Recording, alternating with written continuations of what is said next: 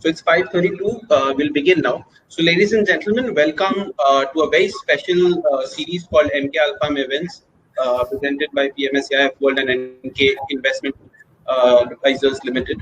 So, this is a very special series for us, where we talk to men and women who have done some formidable contribution to the wealth management and investment management business and as a service in India. And in such tradition, we have a very special first guest, Mr. Ashish Shankar, from the Motilal Oswal Private Wealth Management team. He actually heads it, and very personal close friends from MK Investment Managers, Mr. Vikas Sachdeva and Sachin Shah.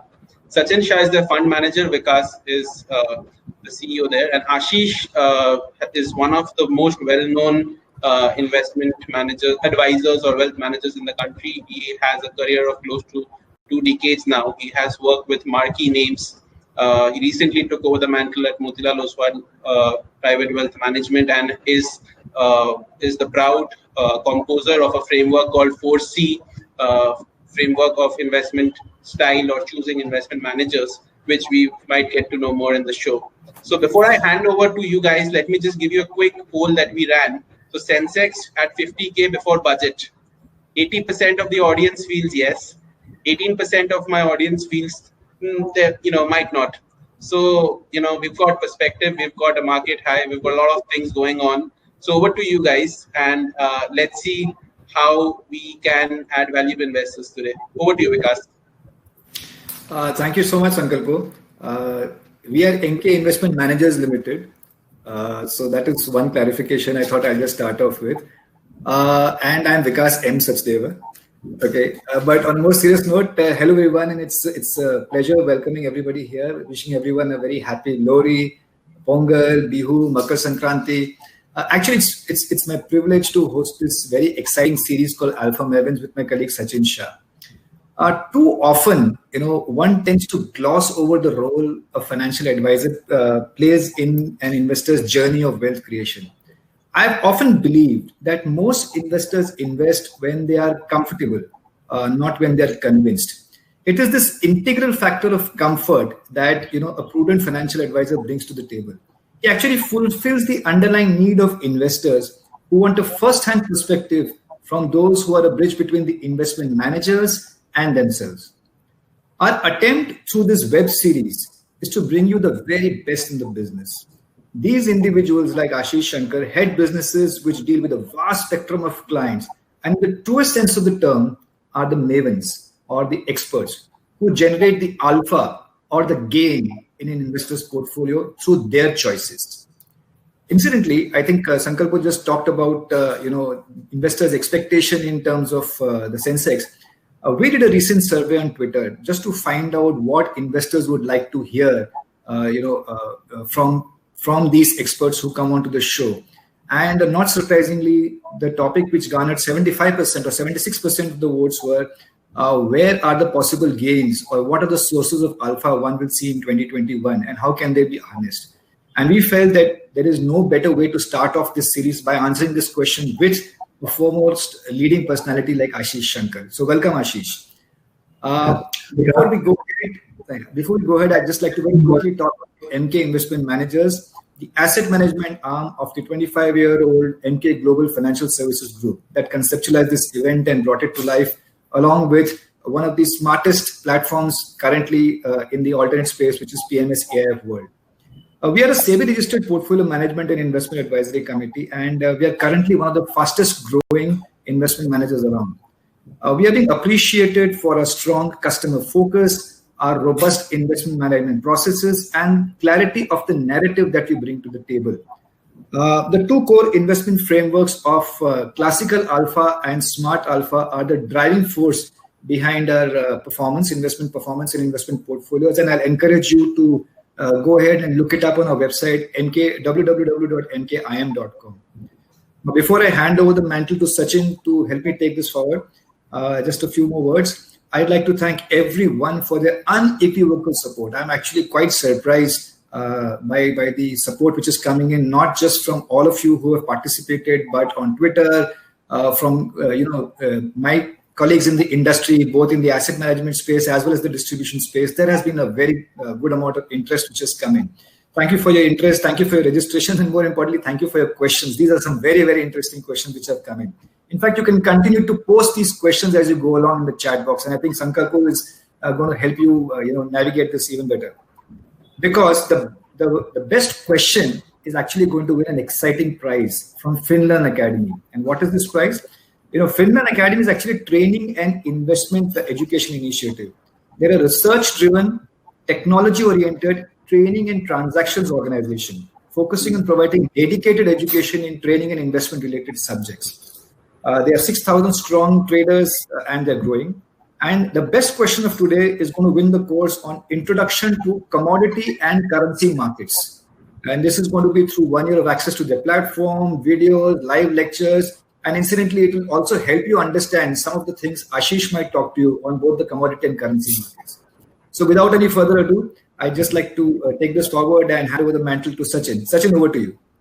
Sachin, before you begin, let me just thank Vikas and let me just tell you what Vikas has been doing in the past and leading to so far. So Vikas has headed multiple AMCs, top AMCs like Enam.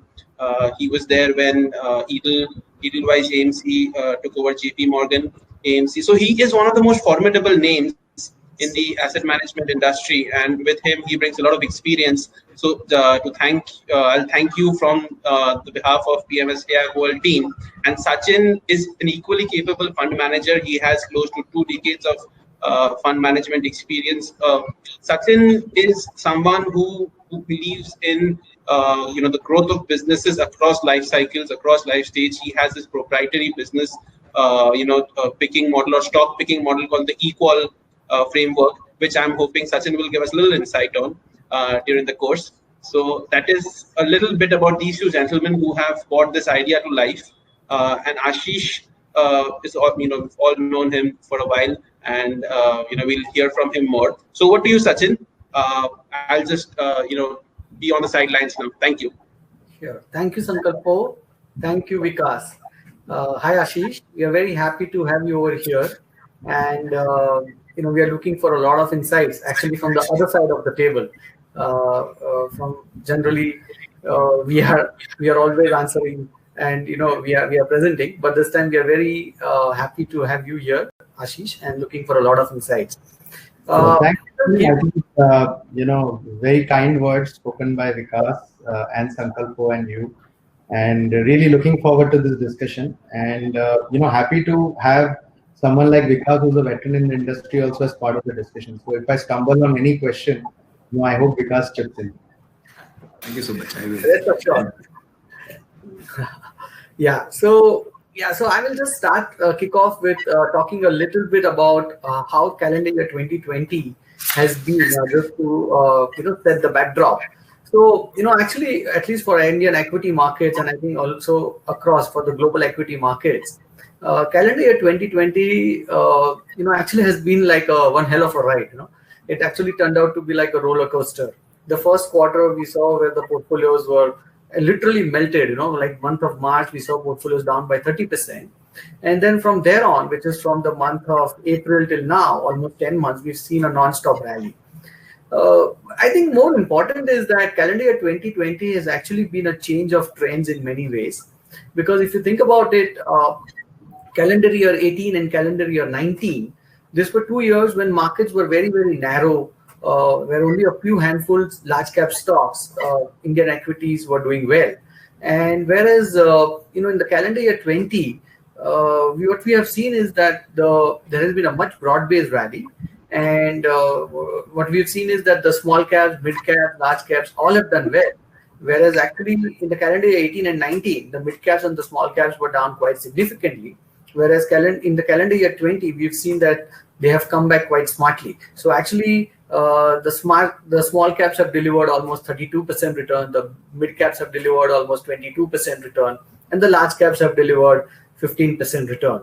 So clearly there has been a change of trends, and for better, I would say. Even if you think from the sectoral perspective, what we have seen is that there has been a change of trends over there also.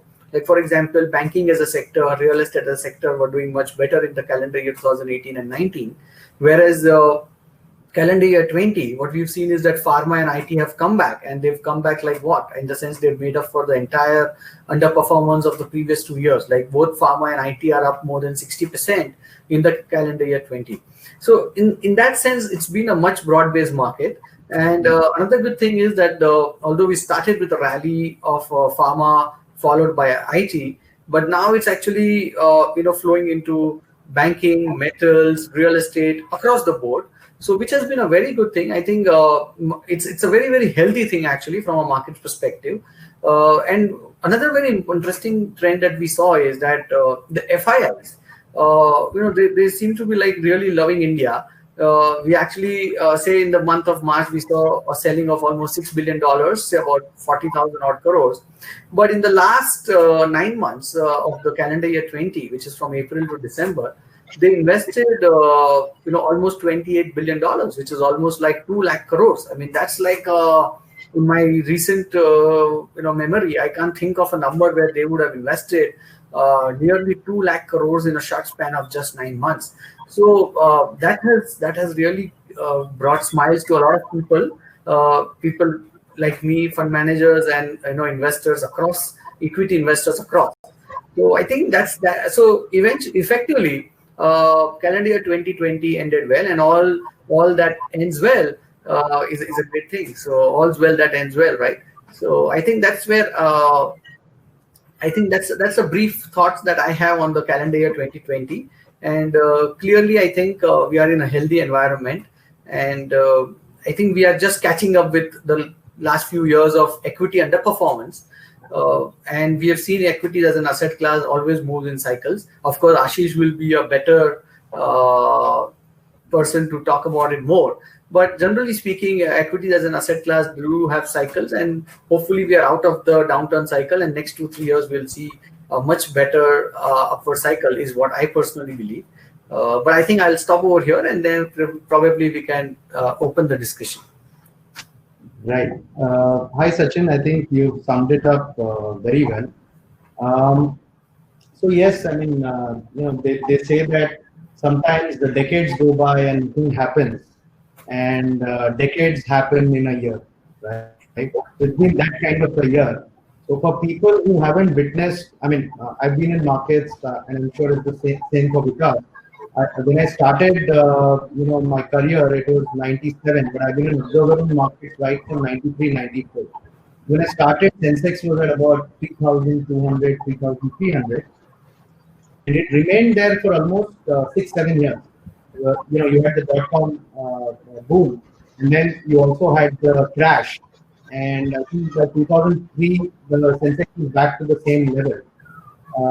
Now, people who joined this industry over the last decade or so haven't witnessed the volatility of 2008. So if you haven't seen cycles, I think this 1 year has taught you lessons worth 2-3 decades, right? You started off on a very optimistic note, actually. If you recollect, in January, February, everybody was optimistic that growth is recovering in India, and we've seen the worst is behind us. And we all started on a very optimistic note, not knowing what March had in store for us. I mean, it had the probably one of the strangest and deepest bear markets, and it also turned out since the shortest. And I hope it's the shortest. I'm saying this in hindsight. You never know what's in store. But you saw the crash in March, right? And you saw the sharp rally. Now, actually, if somebody looks at the returns point to point, January 1st to December 31st, he would be pretty happy. Like you just summed it up, you said large caps gave 15%, mid caps 22%, small caps gave a higher return. Somebody who slept through this year, right, and invested in January 1st and slept through this year would have been very happy. But I think it also taught us very important behavioral lessons, right? It just taught us that your portfolio returns, 80% is dependent on how you interact with the market rather than the market itself. I mean, I have seen a massive bull run since the time I joined this industry. In 97, 98 is when I joined. Although I think the Sensex, I just did the math, I think gave a figure of about 11 to 12%, which ain't bad. But we know that there are a lot of stocks, there are a lot of portfolios, which have generated, closer to 17-18% CAGR. So from the time I have joined this industry, I have witnessed, the market is been in a perpetual bull run, and probably, a lot of us are always bullish. I mean, we are always blamed, or investors tell us that, whenever we meet you seem to be always bullish. You always seem to talk about the long run, but what do we do? I mean, we've experienced the bull run. These are interruptions that we've seen in between. But yes, these interruptions does rattle investors, right? So I think what it has taught us is behavior is very important, and probably it's more important than the return that the markets generate. Second, I think it also has told investors that you need a coach, you need an advisor. See, it was becoming very easy, right? You can today, in the day of technology, you can go register on any platform, you can invest at the click of a button, you can redeem at the click of a button. But it has also shown that how important it is to have a guide and advisor along with you, because these are critical points where an advisor can add a lot of value. And I do concur with you in a sense that a lot of things fundamentally have changed. I'm saying this because there's a lot of debate, and many people are in the camp that markets have just gone up on liquidity and there is no fundamentals backing it. Honestly, I beg to disagree, because for many companies, right, this pandemic or this period has turned out to be a very defining period, where companies have reset their businesses.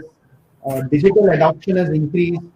A lot of companies have cut slack in terms of cost. Some of it may come back, but a lot of it could possibly stick. And given the kind of pain that the economy has seen in the last 4-5 years, the companies which are actually leaders today in their respective industries, I would say, the fact that they have survived makes me believe that these companies are primed for very, very good growth from here on. I would say the journey has just started, and I'm saying because, see, there are two camps today. One camp which is anchored to April, right? And there is one camp which is saying, okay, this is behind me. Let me look at what's the possibility over the next 4-5 years. Now, for people who are anchored to April June prices, right, it's going to take a long time for you to convince yourself to invest. Because if you see 8,000 on the Nifty and you were scared to invest at that point in time, at 14,000, you're going to be very scared. So what one has to understand is not just the price, the underlying fundamentals have also shifted, and I think you would know the best as to how earnings, from a point in June quarter where we were talking about massive downgrades, to today we are actually talking about upgrading corporate earnings. So I think people need to have a more nuanced, if they want to take a view, there has to be a more nuanced study of where we are on fundamentals, and then decide how much you want to allocate. But I'm very optimistic, Sachin, on fundamentals, and I think in the near term one may keep battling this challenge of valuation. But I think one can look further out, beyond 6 months and a year. I think the journey has just begun. I mean, the fun has just begun, if you ask me. Yeah. So Ashish, I completely agree with you. So there were 2 points that I will just concur with what you were saying. I read something very interesting where you said that the entire cycle has actually shrinked, right? What we saw in a decade has actually played out in just 1 year. But the best part, what I read is, because we generally tend to talk about the market cycle, that what happened in 5 years happened in this 1 year. But I think what that person wrote was very more interesting, is that actually it has happened at the economy level also. Like, in the sense that we saw that the second quarter or the first quarter of the financial year and the second quarter of the calendar year, April, May, June, where Indian economy shrink by, say, minus 25%. And from there, probably now the fourth quarter, we are going to see a growth. Now, typically, when the economy goes in the downturn and when it comes back to a growth, it's a 3-4 year cycle. But we saw this whole thing happening in just 12 months. So in that sense, it's definitely been a watershed kind of an event. And the second point that you made about how the companies have changed. So I think from what I could observe, that COVID has actually been has played a role of a catalyst, because when we saw the Q2 results, I mean the Q3 results we are already seeing, and some of them have been phenomenal, but those are just first few IT companies. But if you see the entire Q2 pack of results, the best part has been that the kind of the cost efficiencies, the kind of the cost structures that the companies have, they have got the efficiencies is amazing, and the balance sheet discipline, that is also going to play out in a big way in the next probably few years. So in that sense, I completely agree with you that there has been a fundamental shift in terms of the way the businesses have holded themselves well.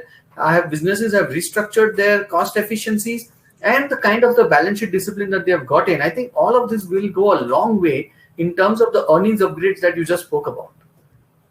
Yeah, actually, Ashish, you have triggered off a fabulous conversation, and I just want to now step in and wear the hat of an investor and ask you a few questions, right? Yeah. Too often we are on the one side of the fence wherein we are talking to investors from our vantage point. But as an investor, if I were to be advised, last 1 year has been pretty much a whipsaw. Whichever way I've been anchored, I think that anchor point was very relevant. But it has rattled most investors, and more importantly, I think investor behavior has been something which has surprised a lot of people. My question to you, Ashish, is you have insights in terms of your investor behavior from a very, very close perspective. What have been some of the insights which have surprised you? You've had experience since 96, 97, like you're saying, but considering all of that, what has surprised you over the last 1 year? What has been your learning through these investor behaviors? If you would give some insight.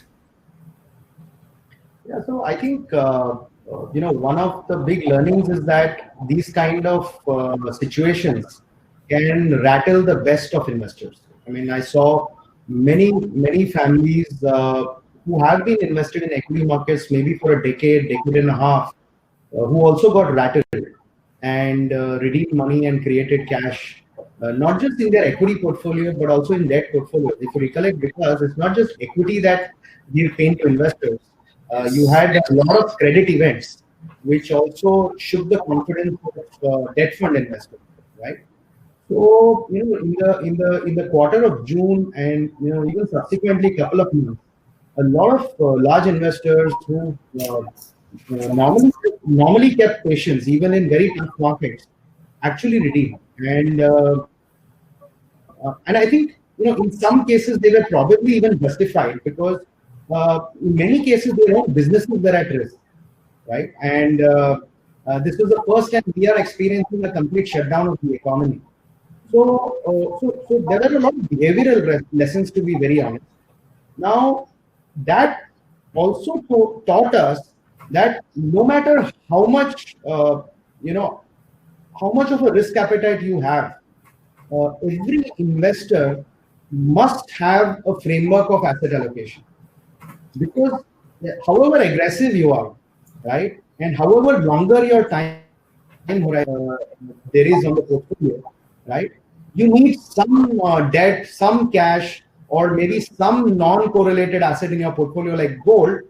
It just helps you keep sanity in times like these, right? So that was one big learning, because of course a lot of people who were new investors, who probably invested 3-4 years back, many of them got very rattled. But to my surprise, there were a lot of new investors who probably did not redeem. Maybe they came in with a 5-year horizon and they felt it's too short a period to actually evaluate portfolios and take out money. But very few people actually invested at the bottom. So that was a learning for me, that it's very difficult to invest at the bottom.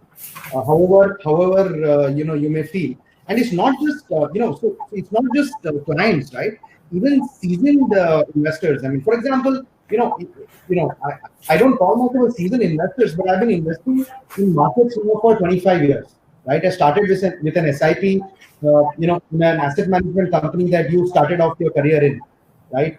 One of the oldest funds in the industry. But honestly, in April to June, it shook the best of investors. So that was a big learning. Second, it also taught us that quality always pays. You can take risk even in your equity portfolio, but if you have quality, you still have a better ability to come out of these kind of situations. So, for example, let's say when there are asset classes, but within equity portfolio, if you had a company like an Asian Paints, or if you had a company like maybe a Kotak or an HDFC Bank, you would have been less battled, because you know that these are very high quality businesses, and they definitely have the metal to survive the worst of periods. Interesting. So a couple of things which I picked up from you. One is that asset allocation works, right? Yeah. So if one has to go into 2021 and basis your insight for 2021 as we go ahead, the learning is please stick to the asset allocation, because that would have probably kept you sane, to borrow a word, in 2020 when everything else was collapsing around you. Yeah. And the second thing is saying, even in your asset allocation, don't compromise on quality. That's pretty interesting, because one of the discussions Sachin and I keep having, in fact, quality is also one of the key engines to which we run our business. So it's very interesting that you mentioned that. I think we are pretty aligned in terms of thinking here. But I like this asset allocation part, because I would tend to agree. People who had a bit of gold, and all that wouldn't have had such a steep dive in terms of their overall NAV, if you will, as those who would have tried to take knee-jerk reactions. What do you think, Sachin? Yeah, so Ashish, I think this is a very, very interesting point that you made. So I agree with you that asset allocation is the key thing when it comes to keep your sanity in difficult or very, very this kind of a volatile time. But I also wanted to understand, because I'll just share a small slide here, and because it's also about wealth creation, right? So when we talk about wealth creation, I keep on investing in equities. I'm a fund manager of an equity portfolio. But, finally, at the end of the day, as I mentioned earlier also, that everything is a cycle. So the flavor of the equities as a cycle, you have to get it right those 5 years. And because they all move in extremes. So you will have an extreme downturn, you will have an extreme upturn. And if you get it right in those cycles, actually, that is where the large part of the main wealth gets created, and for every different asset class, whether it's debt, equity, precious metals, real estate. So actually, I'll just share a slide, which is what I had come across. Is this visible? Is my slide visible? Yeah, Sachin is visible. Please. Right. So yeah. So Ashish, this is what I came across, and where it talks about that. One is what should an asset allocation be for an equity asset allocation be, like say 100 minus your age. That's one part. And the second part is about what role an asset allocation plays in terms of your wealth creation. It's not about security selection. It's not so much about market timing. It's not about, anything else, but it's all about asset allocation, right? So, Ashish, this is what I wanted to understand from you, that as a wealth manager, when you must be making a strategy for your investors, other than the profile of the investor, right? One is obviously you will define the profile of the investor, and then you will say how much percentage of you should be in equity, depending on his age, depending on what part of the life cycle he is, which is fine. But thinking about the trends, like the next 5-10 years will be about the debt markets. The next 5 years could be about real estate. The next 5 years, say 2013 to 18, was about equity markets. From 2009 to 13 was about real estate debt, right? So how do you determine this kind of asset calls, and does it play an important role when it comes to your functions? Yes, absolutely. In fact, Sachin, you hit the holy grail of investing, which is asset allocation. Now, see, there are two things when it comes to asset allocation. As a wealth manager, my experience over the last 2 decades is that either clients start a relationship by investing in a product that you offer them, right? In many cases, they allow you to assess their portfolio and then make a financial plan for them, right? So at Motilal Oswal, we have a concept called an investment charter, right? So if the client gives us a mandate and he allows us to create a financial strategy for him, we create something called an investment charter, where we broadly create ranges that the client should invest in different asset classes. Now, it's very interesting that you brought this up. See, there are two things. One is on day one, I can ask the client certain questions, and we are all privy to these questionnaires, right? And these questionnaires are like, how will you react when the markets fall 20%? Will you invest more? Will you stay put, or will you redeem? Right? Now, like they say, in theory, there is no difference between practice and theory, but in practice there is, right? So even if you ask the client a question, and it applies to me as well, you really don't know how he'll actually react in a crisis situation. Okay. Now, why I'm saying this is risk profile. I can gauge from a discussion with a client for an hour or 2 hours. Okay. But his temperament, I will only know once I've worked with him for 3 to 5 years. So what I normally tell client families who work with us is that, look, wealth management is not, let's say, a decision at a point in time. It's a journey, right? It's your journey of creating or managing your portfolio with an advisor or a coach, right? And in that journey, I learn incrementally more about the client every day. So, for example, if there is a family who's been working with me for 5 years, right? And that family tells me, Ashish, I want to allocate more to equities, right? I can probably authoritatively tell him that you should not do it right now, right? It's like a family doctor. You go to a family doctor, 90% of the time he will say nothing has happened to you, just go home, you'll be fine. And you're actually fine after meeting him. Okay? It's psychological. It's in your mind, right? So it's the same thing in wealth management as well. On day one, I know the risk profile, right? But I don't know the temperament. So in a lot of cases, the first, actually, this kind of event in March, April, I normally pray this kind of event comes fast in a wealth manager's life, because it's like a moment of truth, right? And like Howard Marks said, there are no old, bold investors. Right? So once you've gone through this kind of an event, you're seasoned or chiseled as a wealth manager. And at the same time, you develop a deeper understanding of the client. And if you're able to manage the client well at that point in time, right, your bond only becomes stronger with the client. So the second big learning, as I mentioned, was the behavioral part, of learning this year. Second big learning is it also helps, other than having asset allocation, to have a framework of investing on your portfolio. So you could in fact make it very, very rule based. You can say that, okay, I will have 30% in equities, I will have 30% in bonds, and you can say 30-40% in maybe real estate or alternate assets, right? And you can say if this 30% equity goes to 40%, I bring it back to 30. It can be as simple as that, okay? And it works brilliantly over time, okay? The second thing can be a little more nuanced, because a lot of larger families want more sophistication. So you can say, okay, I'll do 30% equities, but if, let's say, we have various valuation frameworks for markets. So if valuation frameworks indicate that the market is in a very expensive zone, then you can say instead of 30, I'll go to 20, right? Or if valuation frameworks indicate that you're a very cheap zone, then you can go to 50. So, it can be as nuanced and sophisticated as you want it to be. But in my experience, Sachin, the simpler it is, the easier it is to execute, and the more practical it will be over a longer period of time. And in fact, we have done a lot of work around this. And there is one particular model that we've seen survives the test of time. We've tested this model over 30 years. Okay, the model is very simple.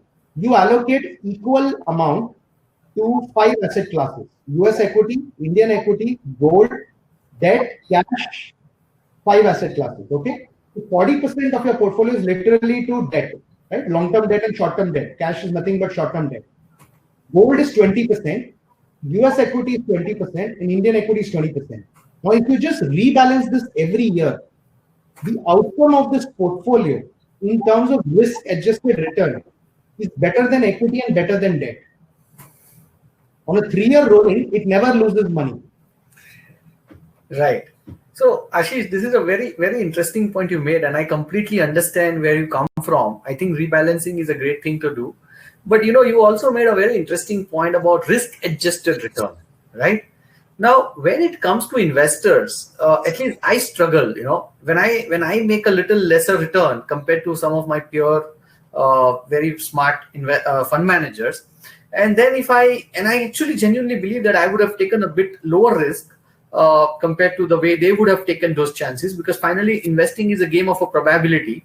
And if somebody has taken that chance and it played out well because of circumstances, and I wanted to play a little safe, thinking about preservation of capital and then growing it gradually, so then the risk adjusted return definitely looks better. But how do you exactly explain this to an investor or your client that, my return may be marginally lower or maybe a couple of 100 bips lower, but the risk that we have taken is also significantly lower, so risk adjusted return is much better. But has the Indian investor matured enough to understand this, and how do you exactly demonstrate this? Before Ashish answers this, I think I should just mention, Sachin, you're on a roll. This is the holy grail of every sales guy, this question. Every sales guy would want to have the answer to that. I agree with you, Vikas, there. I mean, I just couldn't stop myself from switching on my camera. Agree with you there. So I'll just give you some context to that on, a couple of bips, risk-adjusted returns. So, I was asking my audience today, how many of them actually took out some profits out of this bull run? Okay, so 42% said no, they haven't. Okay, although the majority have.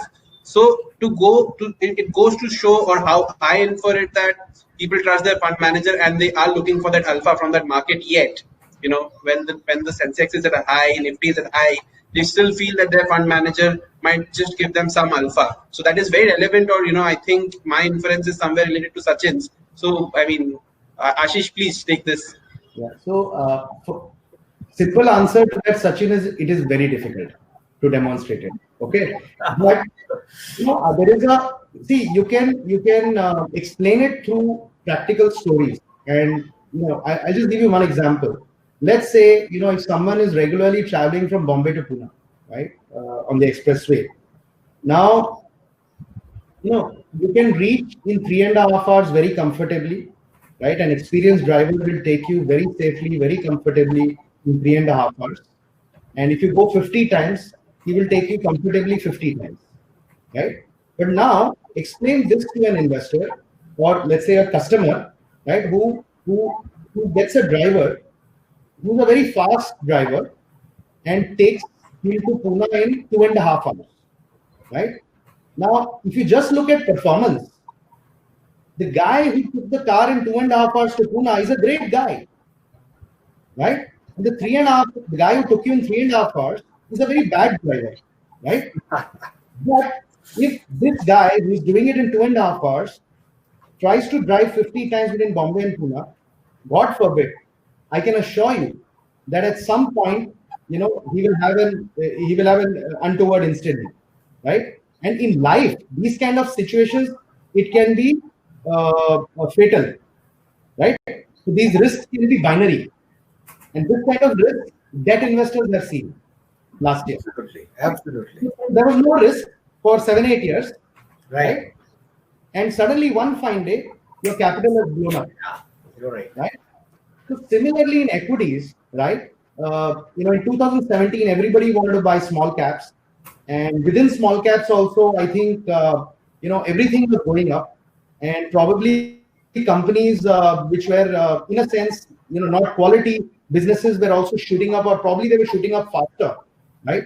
So many people went and bought those stocks, and the portfolio were looking horrific at the end of 2018, right?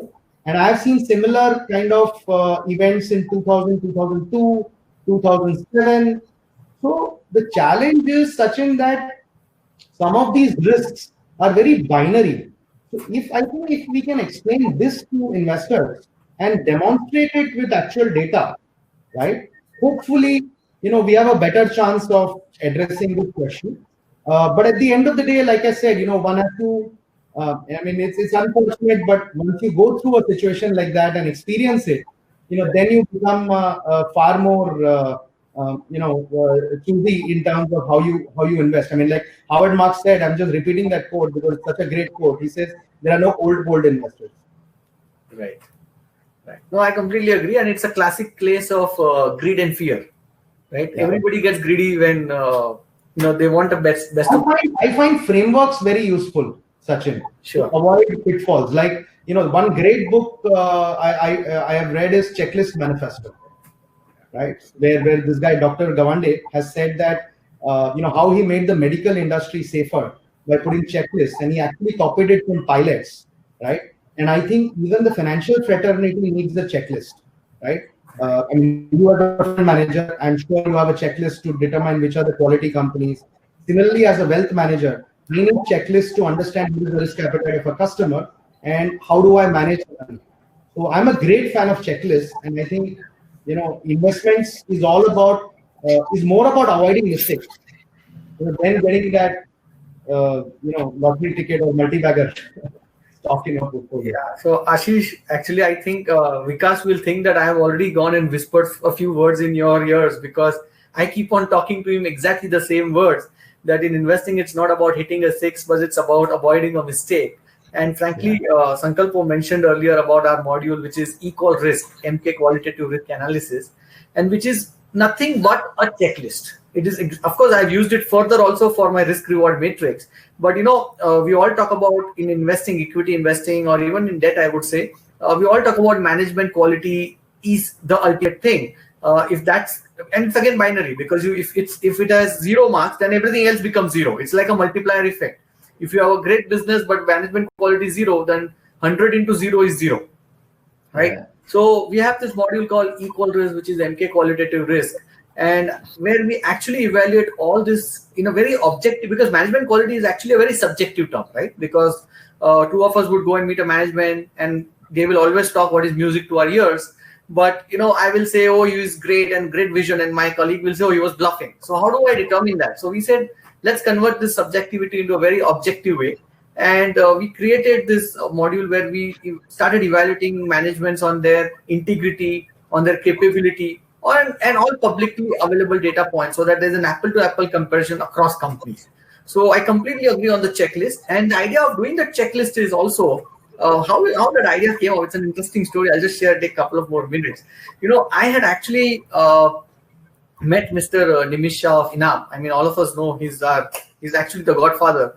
And I had specifically taken a 1-hour appointment from him. This is way back in about 2009. And I took an appointment for him. And actually, I don't know him, but I was fortunate to get somebody's reference. And he was very generous to give me an appointment. And the reason why I wanted his appointment was because I was getting stuck in some of my points in research. That how do I do a research when at this particular point, like for example, at the consolidated balance sheet, Tata Motors, JLR, I mean, these are certain challenges. How do I, take care of this? So I made a long list of questions. And when I met him, he patiently heard each of my questions and he answered each of those questions very specifically. And I was like very satisfied at the end of the day. And what he said at the end of it is that, Sachin, all that you asked me, probably a lot of these answers. But the most important thing is, how do we not get carried away in the good times and the bad times? So that's when it struck me that if I have this checklist, I don't do those silly mistakes, because a lot of times we actually do a lot of the silly mistakes, and having a checklist actually plays an important role. And what it also has done for me, that it has actually institutionalized this, that my team now has a checklist. Any company that has to be evaluated first has to go through a checklist. Only if it passes through it, then only it comes onto our table to further evaluate it. So there is no individual biases, in that sense. Yeah, absolutely. So I'm going to be again stepping in. There are a lot of questions coming in the chat box to me, but I have a few questions, Ashish, for you before I ask Sachin to take over and asking all of these questions. I'm coming straight to the point. Having understood from you what has happened in 2020. And the subtle nuances or the obvious interpretations of different asset classes. According to you, which are the asset classes which are likely to do very well in 2021? Okay, where can an investor generate alpha in 2021? And as a wealth manager, how are you gearing up for your investors to avail of these opportunities? Right. So I'll answer it in 2 parts. First, 2021. I often say that, you can either play T20, one-day cricket, or a test match, right? And T20 is more about luck, whereas in a test match, a bad team cannot win too often. Averages catch up with you, right? So predicting for a year is like T20, but I'll take a shot at it. I would definitely say that equity as an asset class will continue to do well because of the reasons that we spoke about earlier. Possibly the returns will be a little more moderate than what we've seen this year, but it'll definitely have a good year because fundamentals are looking very, very strong. So definitely, I would say equity would be the top asset class for me. Debt is very tricky because debt is all about cycles, interest rate cycles, and we know that interest rates are low right now. Especially the short-term rates are low. Medium-term rates are still not low, but they're at a reasonable level. I think debt investors should ensure maturity profiles of their portfolios are low, maybe 3 to 5 years, and so what happens is even in a test match or a one day, there are times when you have to defend or leave the ball, and there are times when you get a easy ball and you got to hit it out of the park, right? So for debt investors, this is the time to plod away patiently, right? Not to take too much risk or not to be very, very aggressive. Equity investors, I think, need not be aggressive, but you should be fully allocated. Because I'm saying this again and again because I see a lot of people trying to take profits very soon, right? And this is very contrary because if you didn't invest when markets were down, right? Why would you take profits off the table so early? And one needs to ignore, not ignore, but I'm saying that one needs to put earnings and PE ratios in context because there is a lot of chatter about it because you had two quarters of lost earnings in the last 12 months trailing earnings. That is the March quarter and June quarter. Yes. March quarter is also very bad. You had we had a lowest GDP print in terms of growth. Plus half of March went in lockdown. June quarter was fully locked down. So definitely my preference would be towards equity, defensive towards debt. I would definitely hold some gold because see, the other thing which is playing out globally is this massive amount of liquidity that all the central banks have pumped in. And they're continuing to do so. So, it's really bad news equal to good news because bad news means central banks pump in more liquidity, right? Which is good news for emerging markets because a lot of this liquidity is coming seeking yield and seeking growth, right? But, if something were to give way there, let's say if inflation suddenly flares up, right? And, central banks had to maybe hike rates or something were to go wrong, then gold definitely is an asset class that I would hold from a risk point of view. I don't know much about US equities because, but just looking at the behavior and the kind of returns that this asset class has generated over the last decade, I would be a little wary and careful. Especially, I see a lot of people directly opening accounts, buying Tesla, buying stocks like Google, Amazon. It's become very easy. And I have been taught long back, in our company, Ramdev has told us very often, when something seems very, very easy, you got to start becoming very, very skeptical about it. So I would be a little wary about US stocks, especially, the tech stocks, NASDAQ. And just to remind investors, it was not so long back that tech stocks, especially NASDAQ, had a 13-year negative return. So if you had invested in 2000 peak, in NASDAQ, you would have had to wait for 12 or 13 years just to get capital. Amazing. In fact, talking about things being too good to be true, there is the flip side to it also. Some of the questions which are coming to me is, if you have to take a perspective, not from a T20 point of view, but maybe from a little bit of a test match, and test match, we've just seen a brilliant test match happening, so I'll use that word. Real estate as an asset class. A lot of people ask about, and we mentioned about this 5 asset classes. I think you did not mention about real estate. So one of the things which is for people who can afford real estate, is this the time to get in with a 3 to 5 year perspective? And for people who cannot afford real estate, should one look at real estate as a sector from an equity? Yeah, so that's a good question. I think I missed real estate. I think real estate as an asset class is clearly on the revival path. And we, run a large real estate fund. So we talk to many developers, especially in the tier 2 markets.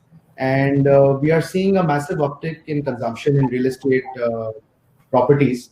So definitely real estate looks good. So I would say that if you want to buy your own house, this is as good a time as any, because you're getting the best of both worlds. I mean, prices have not moved for 5-6 years. If you sit with a checkbook, a lot of developers are willing to give you discount, and interest rates or mortgage loans are at the lowest level, right? So you're getting the best of both worlds. So this is a great time to buy your own house. The only thing I would say is that you figure out for many of us who are salaried, because you buy your own house, real estate becomes 90-80% of your asset allocation.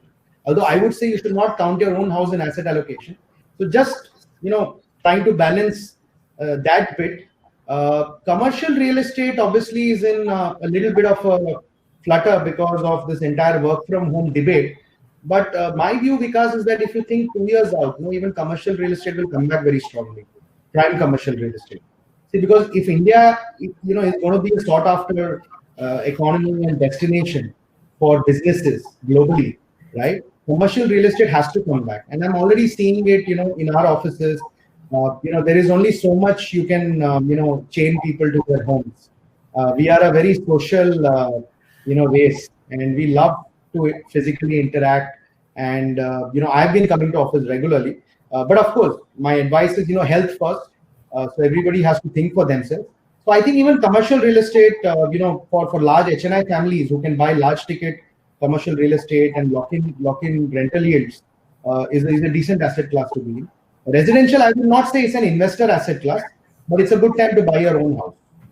Interesting. One of the comments which came in while we were starting is it's nice to see 3 senior people sitting out of their offices and having this discussion. Sachin, any questions you'd like to ask? Yeah, so I have one personal question, and I'm sure some more people will also be interested. Yeah. But as I said, to understand things from the other side of the table, Ashish, what I would like to understand is that you have all fund managers across asset classes, be it debt, equity, real estate, lining up at your door and saying that please empanel my product for your investors. So what really transpires in your research, in your thinking, in your process, when you actually select some of these products or fund managers? I'm sure track record is a very important tool that we look at. But at least as far as equities is concerned, if I look at a 10-15 year track record, I'm sure every fund manager will have a 5-year great phase, 5-year an average phase, 5-year a bad phase. And on a CAGR basis, most of them will be outperforming the benchmarks, right? So in spite of that, we will select only a few of them for your investors. So what really actually plays out as far as you are concerned? So, I think Sankalpo had mentioned this at the beginning. We have this 4C framework for selecting. I was coming to it, Ashish. Yeah. Especially for equities, we have kind of refined it for fixed income as well. But as far as equity is concerned, the 4C is basically, first C is clarity of philosophy. Because what I've seen is, returns, short-term returns are very transient. I mean, I have this, and this is that is my favorite slide. If you look at 3-year return ranks for mutual funds or even PMS managers, right? The managers who are on top for the last 3 years seldom are top for the next 3 years, right? So performances keep changing, right? And often, investors get lured by the last 3-year returns because that also influences the 5-year return. And after they invest, very often they find that managers don't perform or their funds are underperforming. A lot of investors jokingly tell me after I invest, I'm jinxed. After I invest, the fund doesn't perform. But actually that is true because, if we look at past returns and keep investing, and that is our process, you will bound to be more disappointed, more often disappointed, right? So what we do is, one is we look at what is the philosophy of the fund manager, whether it is a growth style manager, what is his style of picking companies, is it high quality, is it growth, is it value? So we lay a lot of emphasis on style, and more importantly, consistency of style, because different styles play out at different points in time. Different market capitalization does well at different points in time. Is a fund manager sticking to that style in a rigorous manner? Because then you have a better chance of sustaining and delivering consistent performance over a longer period. Second is we look at consistency of performance. So as opposed to last 3-year, 1-year performance, we prefer rolling return performances. So let's say if a fund manager has a 10 to 15 year track record, we look at multiple instances of rolling returns. and we try and see how often is the fund manager able to generate alpha given his style, right? And we also look at the source of that alpha, whether it has come because of the style. So just to give you a simple elaboration of this, if you're a growth style manager, you should be getting more alpha through underlying profit growth of companies rather than PE expansion. Whereas a value manager by design will probably get more alpha through re-rating of companies, right? So we try and figure out whether the source of alpha is consistent with the style. And then of course the last two C's are, one is the capabilities or the edge, because unlike maybe 20-25 years back when we started our careers, the market is very competitive today, right? Everybody's trying to generate alpha. So alpha disappears very fast.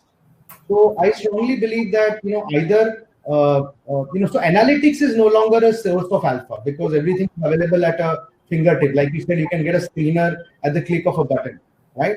Understanding of businesses is a source of alpha, right? Temperament of the fund manager is a source of alpha, right? Style consistency can be a source of alpha.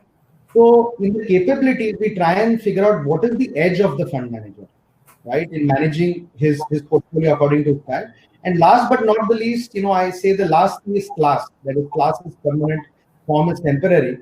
To see, how the fund manager how many cycles the fund manager has seen, right? Unless somebody has seen a bear market like 2009, and now everybody can claim that they've seen a bear market, right, of March, albeit short-lived. But unless you've seen stocks falling 70-80% in your portfolio, it is very difficult to explain risk. It is that discussion we had on risk-adjusted return, right? Unless you experience it yourself, it is very difficult. So these are the 4 C's that we use, and I won't say that it is perfect or very robust. We are continuously learning and incorporating our learnings in the process. And after this process, we do sometimes go wrong. So sorry to cut you there. So Ashish, we also have a framework. We call it the QRC, which is quite a lot like your framework. We call it QRC for quality, risk, and consistency, where we also try to look at how the fund manager has done over cycles, because we understand that performance is like one of those perfect length, perfect pitch kind of balls. You don't get 6 of them in an over. You get 2, 3 max, 3 tops. So we use this proprietary framework as well, where quality, risk, and consistency are given equal importance, and that has that led us to believe to have a cautiously optimistic view throughout the COVID period, and that is where we would say to our clients, stay invested, stay in the market, because QRC wise we are probably at one of the best phases in the market. So yeah, I mean, I totally agree with you. Frameworks, checklist makes things but very difficult behaviorally, because let's say even if you have got a great fund manager and you can see that his portfolio is underperforming for 3 to 4 years, I mean, how do you stick with the fund manager? It's very difficult behaviorally. But all I wanted to also emphasize is that it can change in 6 months. Just in March, people were bashing equity mutual funds because 10-year SIPs were negative, right? Today, someone just posted, I think, an SIP return chart. In January, all 10-year SIP returns are now double-digit. So in 9 months, your 10-year SIP has gone from negative CAGR for 10 years to double-digit positive. Wow. So similarly, a fund manager who follows a style, right? When the style shift happens, you can catch up 3 years in 6 months. I've seen that. I mean, like small and mid caps, right? They were doomed last year in December. Now you look at the catch up that has happened. True. Absolutely. I think my 2 bits here in terms of quality, I think this is something which is a very interesting discussion, and this can go on for a long, long time. But in terms of quality, we run this whole Smart Alpha series or Smart Alpha framework, where quality as a factor is what we focus on. And I quite like the point which both you and Sankalpa were making in terms of the consistency, in terms of the style of the fund manager. That is very important. So one of the things our framework does is it eliminates selection bias and allocation bias. Selection bias means that there is a sandbox, a framework in which the fund manager has to function, and allocation bias is basically rebalancing the portfolio at regular intervals. And we have a fixed number of stocks which are all equi-weighted. So my favorite pun, again to borrow from the cricketing analogy, we don't have a Rohit Sharma and a Shubman Gill. One which is an established player and one which is a player which is coming up. We are all established players, each high conviction bet, all equated. And I think these are different aspects of this entire investment management space which are now coming in.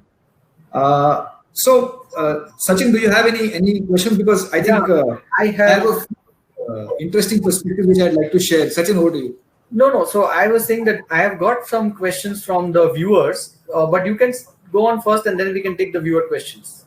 I have one question for you, Ashish. It's a very personal question, but I want that answer. Sure. How is your own personal portfolio done in the last 1 year? And what is the asset allocation you had set for yourself? Yeah, so, Vikas, my personal allocation. Ashish, before that, Vikas, we are going to ask you this exact same question. So it's heavily tilted. I'll tell you, it's heavily tilted towards equities, Vikas. My portfolio, about 80-90% is in equity. And barring maybe a few stocks, it's mostly in mutual funds. And, I have now personally committed. We run a PMS, which is a fund of funds. So based on the 4C, we select the best fund managers in that portfolio. I have committed that all my money in mutual funds will go to our portfolio, our product.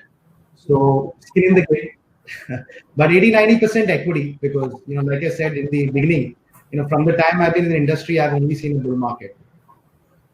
I would again, Sankalpo, I think I would be exactly the same like Ashish, but my answer is slightly different. Why I'm almost in equity? It's because I think most of the needs which one has to have been fulfilled, real estate and all of that. So it does not occupy a disproportionate part of my asset allocation. In fact, thanks to equity, I've been able to pay off my housing loans way before time. Right.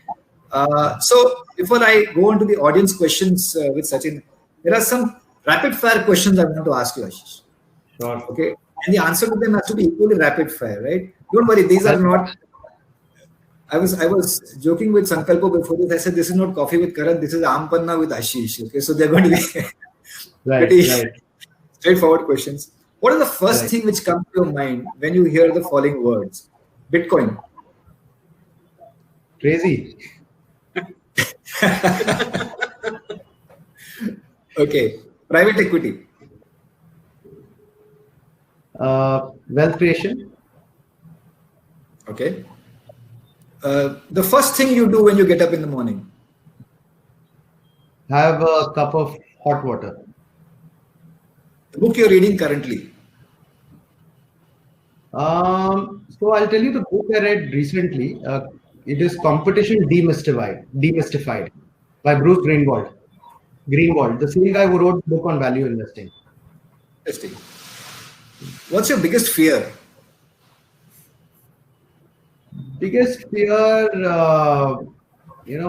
not being able to work. That I think I can identify with immediately. Yes. All workaholics. I can identify with that immediately. What's your favorite song? What do you like humming to yourself?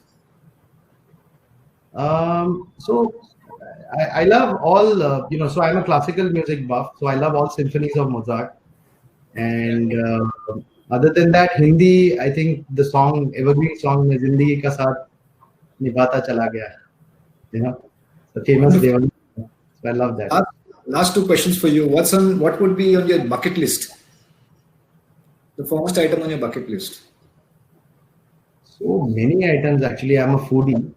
So there are many restaurants still I have to try in Bombay. So I was waiting for the lockdown to open. And I hope I can do, travel to Europe soon. I love Spain as a country. So that's the first thing I'll do once things open up. My last question to you is, what is the best advice you've ever received? Non-investment advice. What is the best advice you've ever received? The best advice I've received was, from one of my earlier bosses, who basically told me that, equanimity is the best skill you can develop, which is equanimity. Yes, sorry, I understand. In the sense that, there'll be high ups and downs in life. If you can go through them with equal ease and humor, you will have a, great life. So I think humor. He told me if you have a great sense of humor, whether you're depressed, whether you're having a tough time, whether you're having a great time, I think if you don't take yourself too seriously and you have a good sense of humor, I think that takes you through life very, very easily. That's amazing. That's wonderful. That's wonderful. I think that is probably some of the best insight one would have ever got. Humor. Amazing. Sachin, over to you for the audience questions. Sure. Sachin, let's take a few questions. We are running a bit short on time. I also have to ask Ashish one personal question. So, I will ask you to leave some time for that. Over to you, Sachin. Okay. So, the first question is from Mr. Sharad Gupta. What he said is very interesting. That 9 months back, I had to convince my clients that, please stay invested because otherwise things will come back. And he said now the clients are, because that time clients were more worried about losing further capital. And now he said now clients are too much worried about losing profit in just 9 months. Now, how do I convince them all this time? So how do I handle this situation? Yeah, I think we had a chat about this earlier. It's all about coaching and I think creating some sort of a framework with the client, agreeing on certain frameworks to take decisions in the portfolio. And I think if you demonstrate that consistency, it will be easier. But, it's tough. Like I said, it's emotions at the end of the day are very difficult to control. So there will be a bit of, here and there. Okay. The second question is from Neeraj Singh. And what he wants to know is that when you are making asset allocations and when you decide... To answer the earlier question, he should make a copy. He should keep a copy of the client's portfolio in March 31st. Yeah. Whenever he meets him, he should remind him, see, this is where you were. True. Right. So, okay. So, from Neeraj Singh, the question is that when you think of changing an asset allocation, like say till last 3 years you were talking about debt as an asset class, and now you want to talk about real estate as an asset allocation. How do you decide this? What makes you think that this asset class is going to do better in the next few years? Right. So, see, at the core of the asset allocation, you should have a strategic framework, right? So, with your advisor, you can decide 30% debt, 30% equity, 30%, alternate, so on and so forth, right? So that should be the asset allocation for 80% of the time. Okay, and you should try and rebalance maybe once in a year. That's it. Okay. Then there are 20% of the time when either market gets very excited and exuberant, or it gets very depressed. So those are times where you get opportunity to intervene and be more active and, let's say get more tilted towards equity when it's depressed and cheap. Or at the other side, you should generally avoid taking too much. But 80% of the time, markets, so I say that 70-80% of the time, markets are same.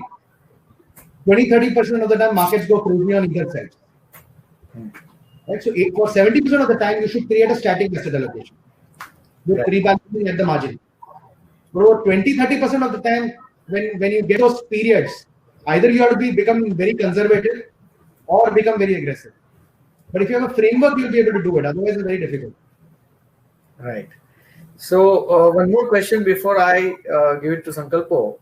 So this gentleman is asking that why is everyone always concerned only about alpha and returns? Why are they not thinking about the downside risk and the risks? So is it because what you talked about the Howard's mark that human beings are generally optimistic and whatever? So why? So Shelby. He just wants to know that why is this the case? That why everybody only talks about returns and not the things about the risks? Sachin, is this you asking as somebody else? No. This is not me. I am the guy. No. I think, Sachin, we spoke about it. We spoke a lot about risk today. But, generally, it's scientifically proven, Sachin, that it pays to be optimistic in life.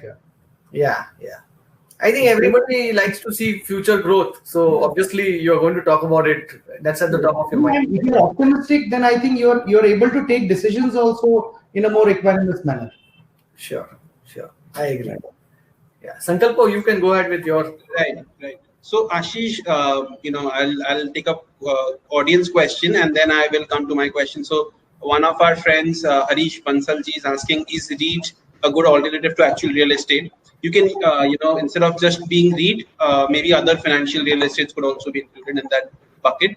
And now my question is, I'm a young financial services professional trying to be advisor like you probably. Vikas has been fortunate enough, and equities have paid off his house. You are planning a Spain trip. I am young and I'm just starting out. I'm planning things in life. So the point has been beaten to death that the Kotak moment in every industry comes at a point, and we are now at least a 3-4 decade old industry in India, wealth management. Okay, where do you see? And I mean, is this an inflection point? Will things change majorly after this? Are we? I mean, the regulator has also been, quite active. So, what is your thoughts on that? So, these are my. This is my question and the audience question. If you can just answer. Sure. So, there are two questions you asked. One is the advisor question, and which is the first one? REIT. Is REIT a better option? Okay, so let me take the REIT question first. That's an interesting one because this is a asset class which is coming of age in India.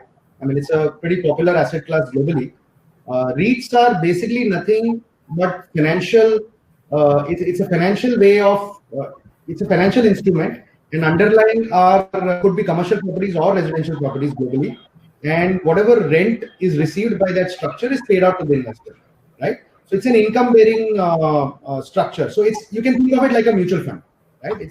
It's like a mutual fund which has many or few properties, and whatever rent is paid out.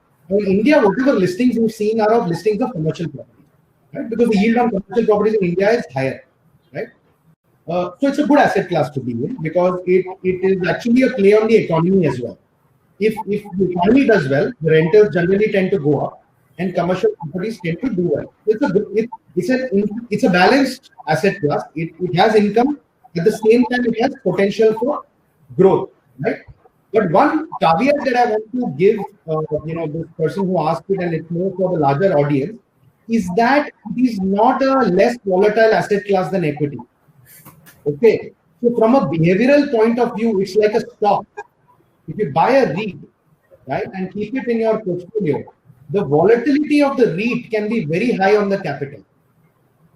Okay, so if you're buying it to mitigate volatility and you're looking at a debt substitute, it's not a debt substitute from a behavior point of view, right? Because the prices get very optimistic when people get optimistic on the economy, and the prices can get very pessimistic when people get negative on the economy.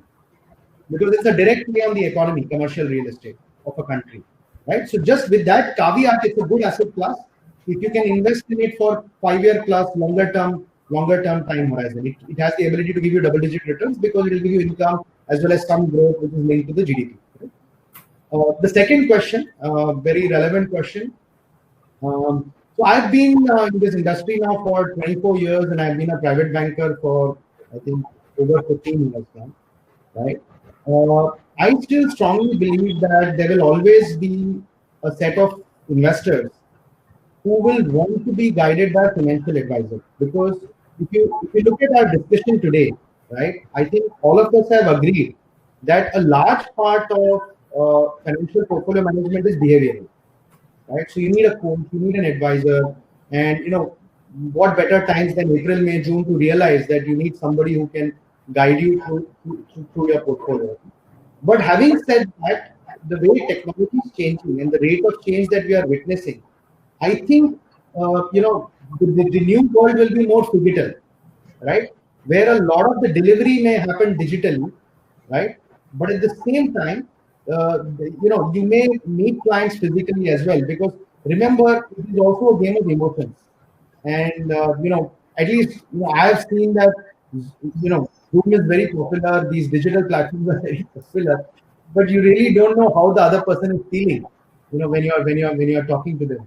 There is no substitute to meeting somebody physically and socially interacting. So I think digital is the way it will evolve.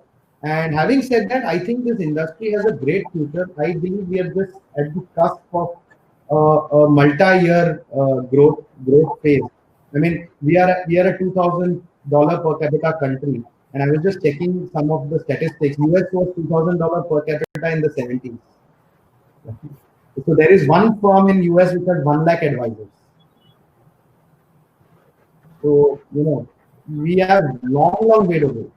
And as more wealth is created in this country, the need for wealth managers is only going to grow rapidly. I think the regulations are changed for the good. I think it's just making everything very transparent. I think if as an advisor, you can transparently tell the client, look, this is what I'm making on your portfolio, and this is why I deserve it.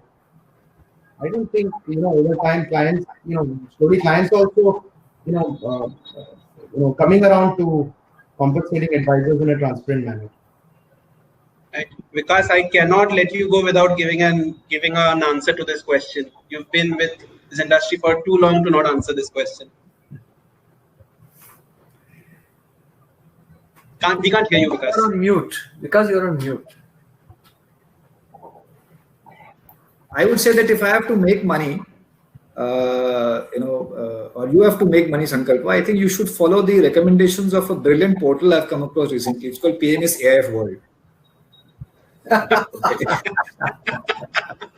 The best fund managers are listed there. They are very clinically assessed and very good recommendations. I do that personally, so I think you could do that. You will benefit a lot out of that, Sankalpa. Well, I take it as a compliment. Thank you. Hope it was intended so. So, Ashish, let's just have some fun as we come to the end. You are a wealth advisor, and we have a fund manager with us. So, just take some time and tell us about Sachin's investment style. What do you think of it? I mean, you guys are both bottoms-up kind of guys. When Motilal is known to be a bottoms-up kind of guy, Sachin, whatever I have interacted with him seems like a bottoms-up guy. So we'll just take some thoughts on that before we conclude for the evening. Just one pointer. After 6:30, bottoms up takes up a different meaning altogether. It's a bottom up thing which you're talking about. So yeah, please, I'm very keen to listen to this. Please go ahead. Yeah. So I think the firm that I work for, Sachin, has also seen this firm very, very closely, right? And both of us have got greatly influenced I'm ever thankful for the mentorship of Mr. Ramdev Agarwal here. And like I mentioned earlier, I think if you buy quality, you can buy right, sit tight, and you can sleep tight, even in the more toughest of periods. Now, quality is subjective, so you can look at numbers and say that this is a quality company, but at the same time, you also need to get a feel of the company, right? And I always say that it has to pass the field test. If you meet a management, I mean, although Sachin is a fund manager, he can give many more examples. But I do meet a lot of promoters as they are wealth clients, right? If you interact long enough with the promoter, I mean, you get a feel of the promoter, right? So I think if it doesn't feel right to you, after the number, so one is the numbers, right? So numbers, obviously, you can put a screener, you can put a checklist, so on, so forth. But then after you meet the management and you interact with them consistently for a few years, right, quarter on quarter, and most good fund managers I know, and I'm sure Sachin does it as well, have the habit of taking down notes, right, every time they meet a manager. And it's always a good idea, I think, to go and revisit your notes as to what the management said when I met him last, what is he saying now, what is the delivery. I think, it's not too difficult. And if it doesn't feel right, don't invest. As simple as that. Yeah. So thank you, Ashish. So Vikas, can we just have the winner for the contest you announced earlier? Yeah, I think the winner of this amazing course by Finlearn on commodity and currency markets, the winner is hands down Sharad Gupta, because I think the emotion which it aroused out of all of us, I think somewhere he hit a nerve when he talked about the fight. How do you explain this to the investor? I think the first question, I think hands down is the winner. Although there were a lot of interesting questions, and I would like to thank everybody for their questions. But this was very interesting. So, right. So, Sharadji, thanks. Because thanks. Sharadji, congratulations and thank you for asking this wonderful question. Thank you, everybody. Thank you to the audience. Thank you, Ashish. Thank you, Sachin. Because thank you for conceptualizing this. And on behalf of the team at PMS AIF World, I wish you happy Lohri, and a great investment year comes and waits ahead of us.